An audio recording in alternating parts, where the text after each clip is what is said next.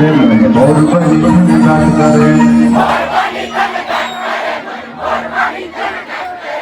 જય શ્રી રામ મિત્રો ને આજે આપણે બ્લોગ સ્ટાર્ટ કરવાનું છે રાતના સમયે, કેમ કે આપણે જવાનું હતું 6 રોડ ઉપર ને આ હતું ગ રોડ, ગ ક ખ ગ એવી રીતના ગાંધીનગરમાં રસ્તા હોય। ગાંધીનગરના છે ને ખબર હશે, હું મારી ધનનો લઈને નીકળી ગયો સીધા વાળ લહેરાવતો 6 રોડ ઉપર।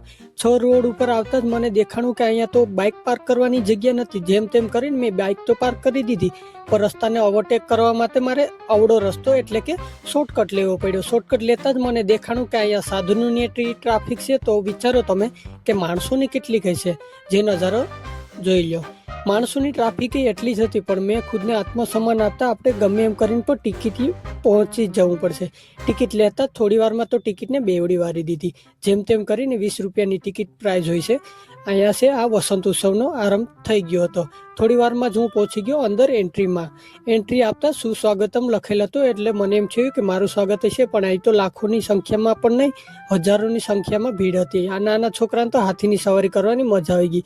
મને એમ થયું કે ઘડીક વાર હું સવારી કરી લઉં, પણ ના, આપણે નાના નથી, મોટા થઈ ગયા છે। થોડી વારમાં ચણાજોરનો નાસ્તો કરવાનું મન થયું। ભાઈને મેં કીધું કે એક્સ્ટ્રા ટમેટો નાખજો, એટલા માટે મેં ચેક કર્યું પણ હતું। અંદર આવતા મેં ભીડ જોઈ કે અહીંયા ઊભવાની જગ્યા નથી, તો બેઠવાની ક્યાંથી જગ્યા મળે। ખુદને આત્મસન્માન આપતા મેં થોડો ઘણો વ્લોગ સ્ટાર્ટ કરી દીધું। સ્ટાર્ટ કરતાં જ મને દેખાણું કે આ ભાઈ મસ્ત એવું ગીત ગાતા હતા, એને આપણે સરપ્રાઈઝ કરી દીધા, કેમ કે આપણે અવનવાર મહેમાન નહીં, પણ આ લાખોની ભીડમાંથી આપણે એક જ હતા। તમે જોઈ શકો છો, જો તમારે અહીંયા વસંત ઉત્સવમાં આવવું હોય તો વહેલાસર ટાઈમસર આવી જવાનું। ખુદને આત્મસન્માન આપતા હું સીધો નીકળી ગયો બહાર જવા માટે, કેમ કે ઊભીને હું થાકી ગયો હતો, એટલે મેં બહારનો રસ્તો પકડી લીધો। બહારનો રસ્તો પકડતા જ એક્ઝિટ ગેટમાં પણ એટલી ટ્રાફિક હતું કે આત્મસન્માન આપતા મેં પણ થોડીક ભીડ બહાર ઓછી કરી નાખી।